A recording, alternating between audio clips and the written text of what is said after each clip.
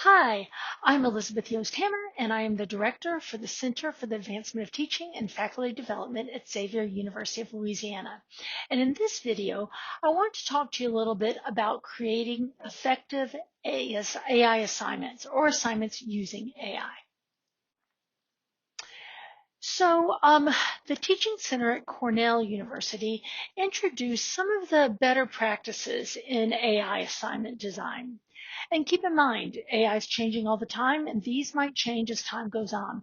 But this is some pretty solid, kind of good advice for dealing with creating AI assignments. The first is think about what you really want to assess, right? Think about it from backwards design. Think about your learning goals. And then what would students have to show you to demonstrate they met those learning goals? And then how would you assess that, right? So think about what really you want to assess. Start with those learning goals in mind. Then explore when and how generative AI can facilitate learning for what you really want to assess. And only you can answer this question, and you're going to have to do a little exploration on your own to get there, right? You're going to have to play with these tools and see what they can do and how they might help or hinder student learning. But you can use these tools as means of instruction.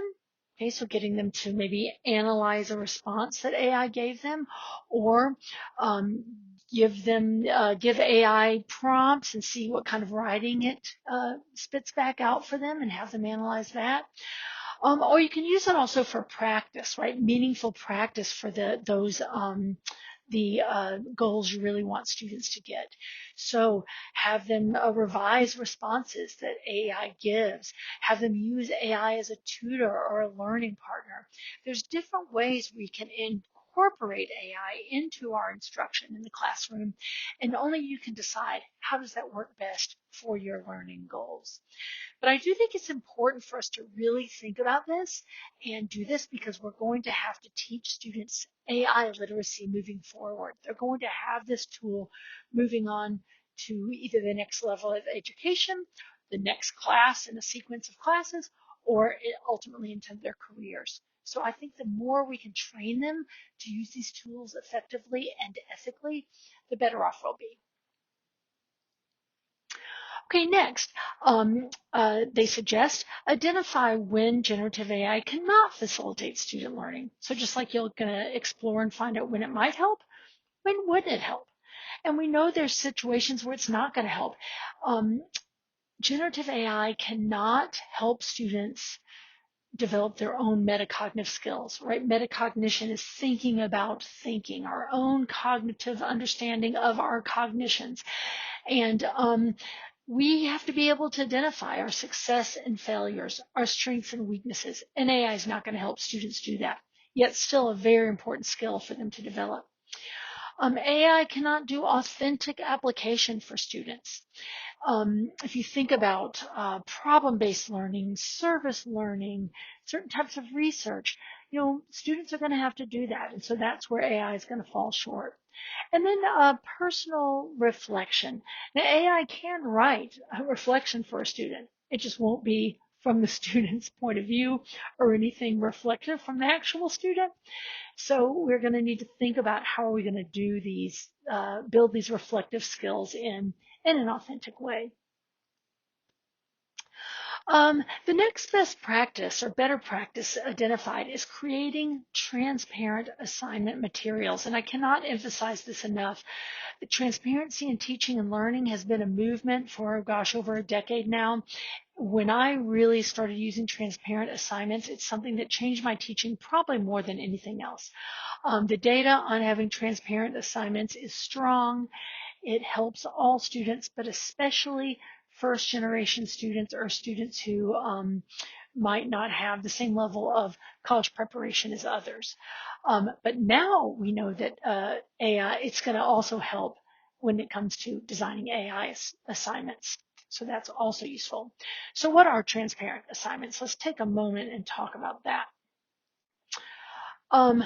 Transparent assignments follow this template where you present the purpose, the task, and the criteria to students of any assignment that you do. So you actually have a strong and authentic rationale behind any assignment, so that you can explain the purpose. This is why we're doing this assignment. It's going to help with motivation. It's going to help with authenticity. What is the purpose of this assignment? And then what's the task? Like, what are students really supposed to do, and how should they go about doing it? And then finally, it presents the criteria for success. What does excellence look like? What do students need to do to succeed? And it really just walks them through any of your assignments so they know what the clear expectations are. Okay, and so when you're designing these AI assignments, use this transparent template: purpose, task, criteria, to help students succeed. And you can learn a lot more by visiting Transparency in Teaching and Learning Higher Ed. If you just Google that, you'll find it. And it's they present a lot of different data behind it and different examples of templates as well. So back to the better practices in AI assignment design. Next is communicate your expectations for generative AI use. And again, if you're using transparent assignments, you'll automatically communicate these expectations because that's part of the design. But also, you've got your AI policy in the syllabus, right? Repeat it here in these assignments too, so that students can see the link between your AI policy and each individual assignment. And then finally, we are going to have to confer with our colleagues along the way. This is going to be changing by the week. And so to keep up, we're going to need to support each other. So talk to the colleagues, especially in your department or in your disciplines, about what they're doing, and so we can be learning together. So I want to end by showing you a assignment I had that I used this semester that integrated AI that I thought worked pretty well. And this is from my advanced research course in psychology, where the whole purpose is to create this paper, right? To do the study and have presented as a paper and presented as a presentation. Like, that's all we do all semester, is do the study so they can do this paper. And so I was thinking, like, oh my gosh, how are we going to do this? And I thought I came up with an idea that was pretty good. First of all, I've always done small steps up to that final paper, right? So there's about 6 or 7 assignments leading up to that just count a little bit of the course. So 5% for an area of interest statement, 5% for an annotated reference list, 5% for outline of their introduction, et cetera, leading up to this paper. And so what I decided to do was to build in a small oral component for every one of those small formative assignments along the line. So here's my example from my annotated reference list. You can see that I have followed that transparent assignment format. So I've got the purpose, and I talk about it in terms of skills and knowledge. I've got the task, so exactly what they have to do in terms of content and technical, because of the course. And then I've got the rubric that I'm going to use that will be their criteria for success. So they get all this in advance so they can see what I expect and what they're going to be graded on. But if you notice in the content guidelines, first they have to present a paragraph about their area of interest, then 3 interesting questions, et cetera. But look at that last bullet under the content guidelines. I said, finally, review the potential questions below and be prepared for your orals, Q&A. I will ask 2 of the potential questions provided below. You can take notes on these, but you can't use your notes during the Q&A.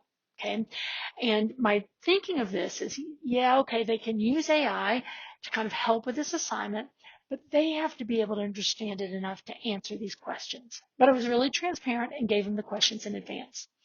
You'll see here I even have a little AI alert. This step might be useful time to use in this step, it might be a useful time to use AI if you'd like to. See what questions it comes up with to expand your thinking. Do you like them? Do you not like them?